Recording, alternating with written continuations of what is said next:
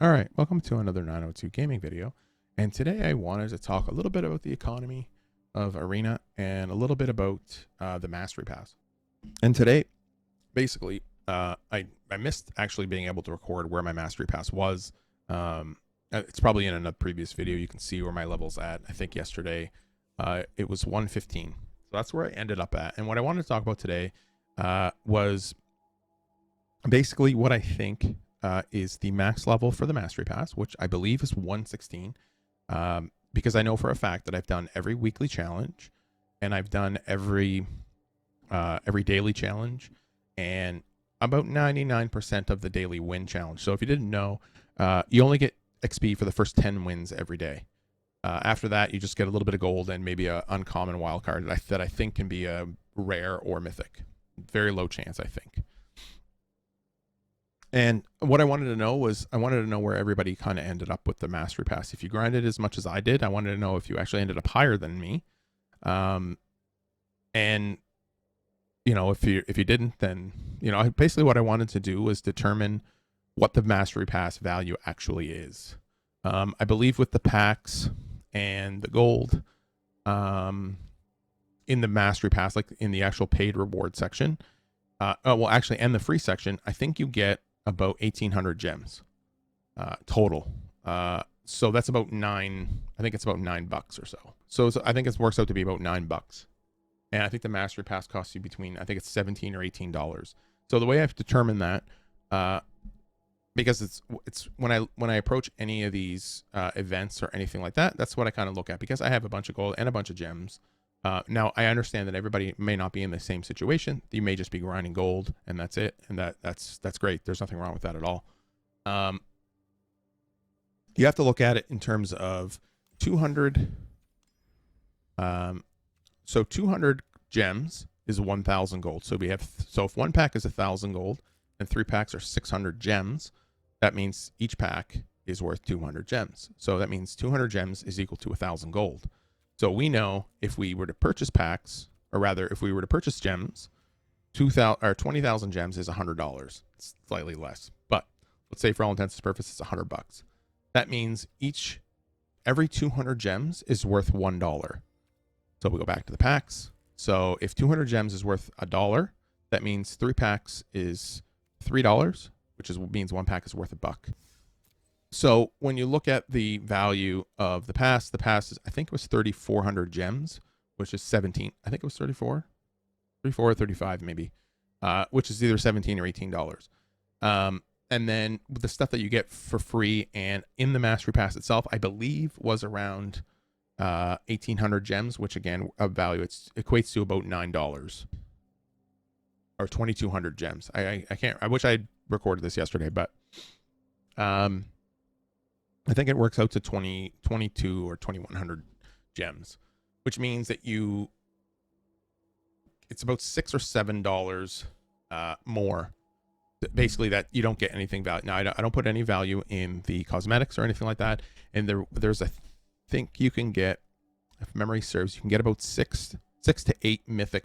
Now, mind you, if you already have those mythics, so in other words, it's a random, it's not a wild card, it's a random mythic card, and you have a chance. So in other words, if you've already bought all the Sorens from Crimson Vow and the mythic flips over and it's a Soren, you get 20 gems instead. So I valued them at 20 gems and not, as a mythic wild card. Basically, if you add in the extra, once you reach level 90, you get an extra, if 116 is the max level, because I ended up at 115 and I missed approximately, I don't know, anywhere between 20 and 40 daily wins, maybe slightly less than that, which would still not put me into 117. It would only put me at 116.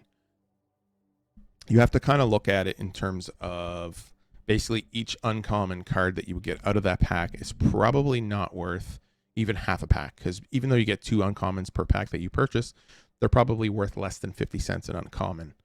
I don't know what you get at all if you have all the uncommons already. So if you've bought a bunch of packs and those uncommon cards flip over, you may not get any value from them at all.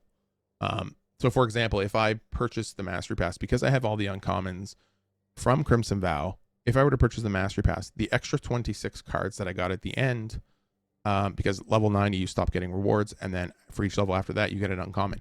Now I didn't see anywhere where it said those uncommons could potentially be a rare or a mythic.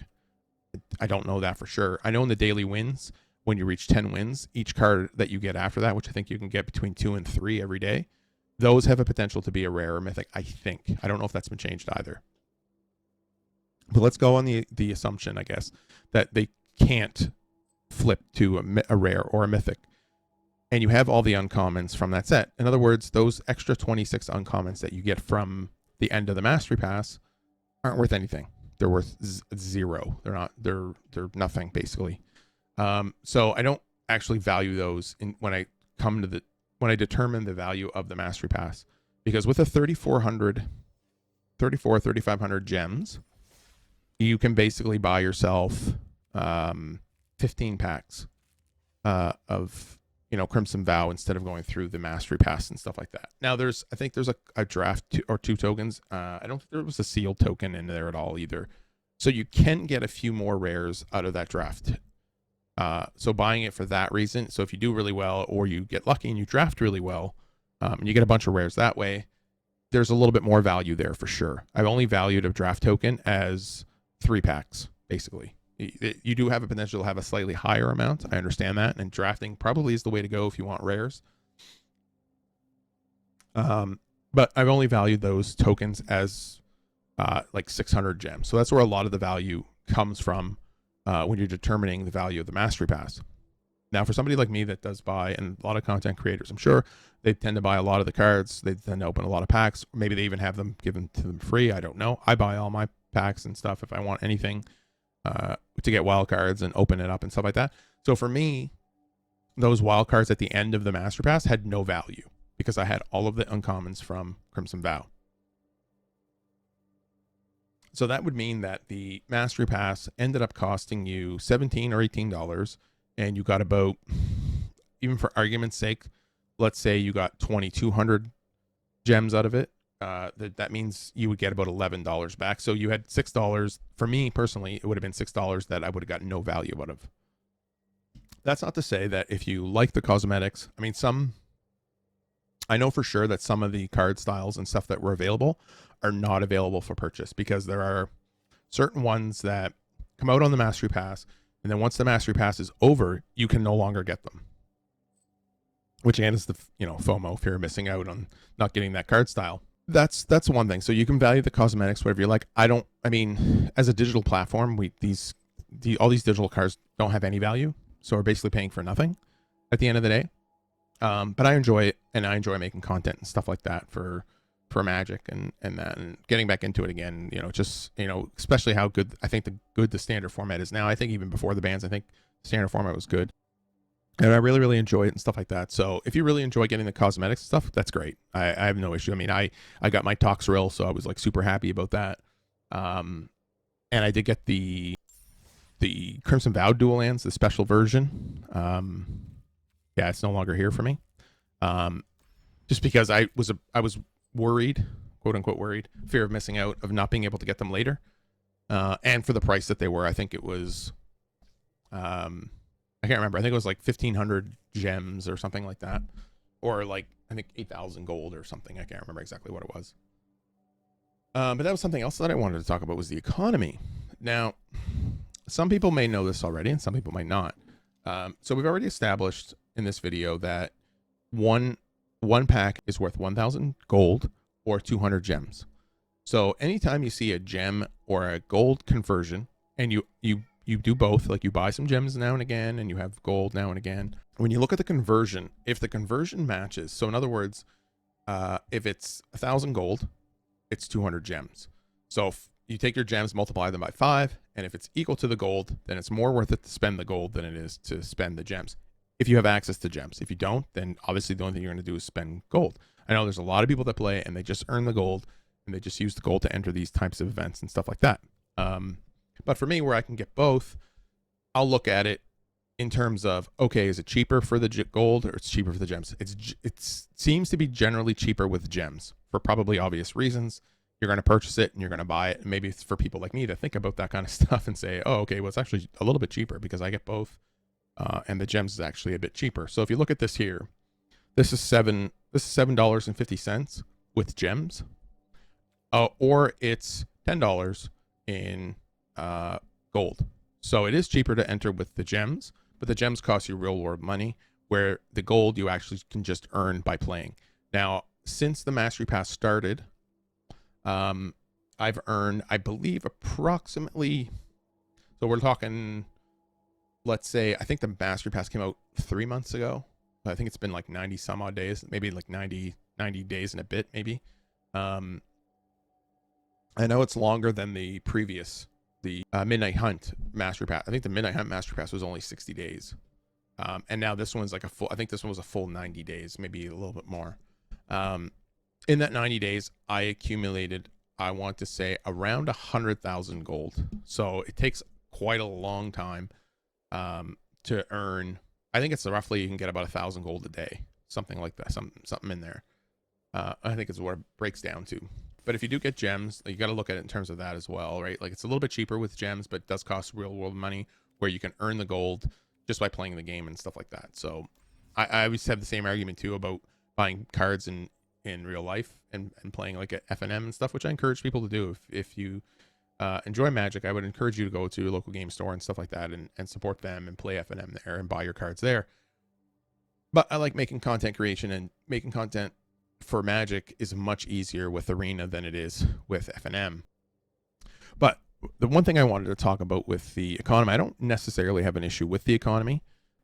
My biggest problem comes from if you have all of the rares from a given set and you open a pack. So in other words, you get your daily rewards, you get your Mastery Pass rewards, and you get packs and stuff. And if you already have the rares from the set, then you just get gems. And you don't get 200 gems worth, because we already determined one pack is 200 gems. You only get about 10% of that. You get 20 gems for each rare that you open that you already own, which I hate. I wish it was more. I wish the duplication protection protected you until you had the whole set complete. Then you would only get 20 gems.